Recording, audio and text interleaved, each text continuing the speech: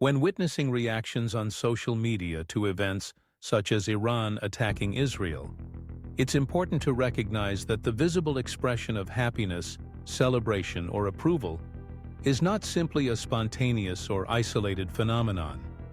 Rather, it reflects a complex tapestry of political, religious, historical, and emotional factors that shape people's views and drive their online behavior.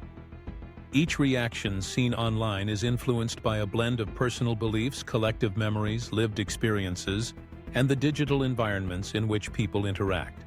First and foremost, support for Palestine plays a central role in shaping how many users respond. For decades, the Israeli-Palestinian conflict has symbolized a broader struggle for justice, self-determination, and resistance against perceived oppression for many people worldwide. In the Arab world, as well as parts of Asia, Africa, and Latin America, there is a deep-rooted solidarity with the Palestinian cause. Historical grievances, stories of displacement, and images of suffering in Gaza and the West Bank have fostered a strong sense of empathy and identification with Palestinians. When Iran, a vocal and consistent supporter of Palestine, takes direct action against Israel, some perceive it as a long-awaited moment of accountability or retribution. This sentiment is often expressed in messages celebrating the attack as a form of justice or as a powerful stand against what they view as decades of unchecked aggression. Closely related to this is the broader phenomenon of anti-Israel sentiment. Around the globe, Israel's policies, especially its settlements in the West Bank, military actions in Gaza, and allegations of human rights violations have drawn extensive criticism. International organizations, activists, and governments have repeatedly highlighted concerns about the humanitarian impact of Israeli actions. For many, Israel is seen as a powerful nation that acts with impunity, shielded by its alliances and military strength. When a regional power like Iran confronts Israel militarily, it is interpreted by some as a rare instance of resistance against a state they view as unaccountable. This celebration is less about supporting violence and more about a sense of vindication or symbolic victory over a perceived oppressor. Religious and sectarian loyalties further complicate these reactions. Iran positions itself not just as a political actor, but as a Shia Muslim power leading resistance against Israel, which it frames as a religious duty. Within the broader Muslim world, especially among Shia communities and others influenced by Iran's ideological perspective, the Israeli-Palestinian conflict is not merely political. It is deeply intertwined with religious identity and beliefs. The idea of standing up to Israel is often imbued with spiritual and moral significance.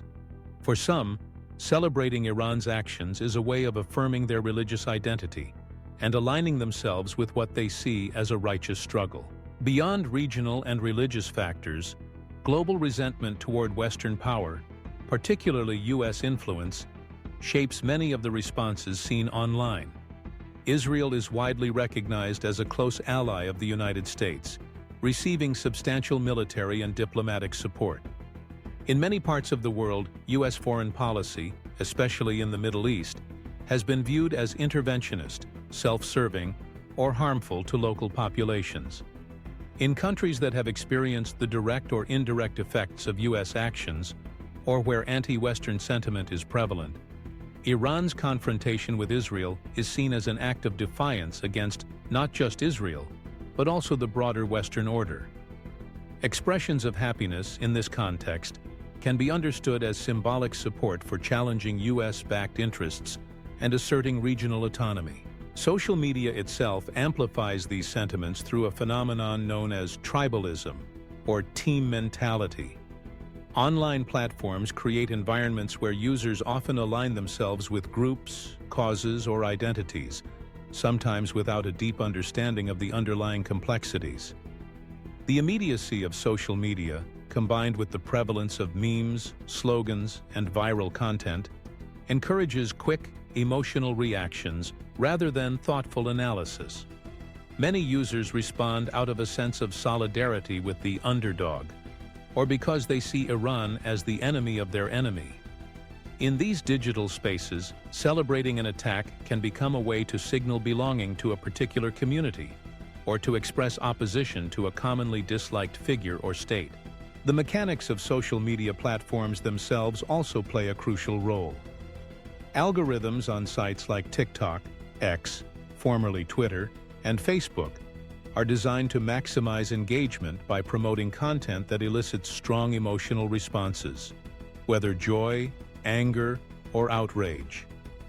This means that celebratory, provocative, or shocking posts are more likely to be seen, shared, and amplified. As a result, individuals are often exposed to content that reinforces their existing beliefs and emotions, while alternative perspectives are filtered out. This creates echo chambers where one-sided narratives dominate, and where complex realities are reduced to simple binaries of good versus evil, victim versus oppressor. It is vital, however, to remember that what is visible online does not represent the full spectrum of public opinion. For every user expressing happiness or celebration, there are many others who are deeply concerned, anxious, or heartbroken about the prospect of escalating violence and its devastating consequences for ordinary people.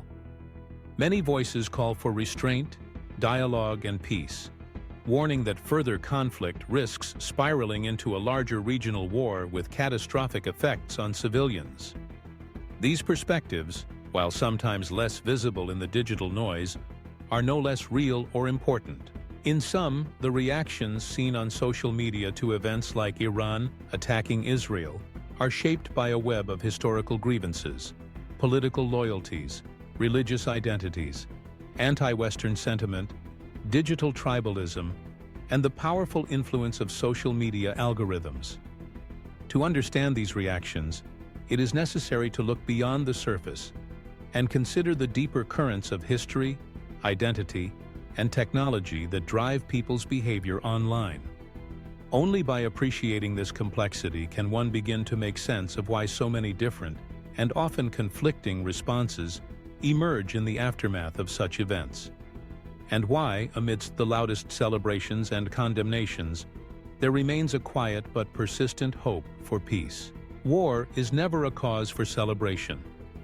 Behind every headline or trending hashtag are shattered families, lost lives, and futures destroyed.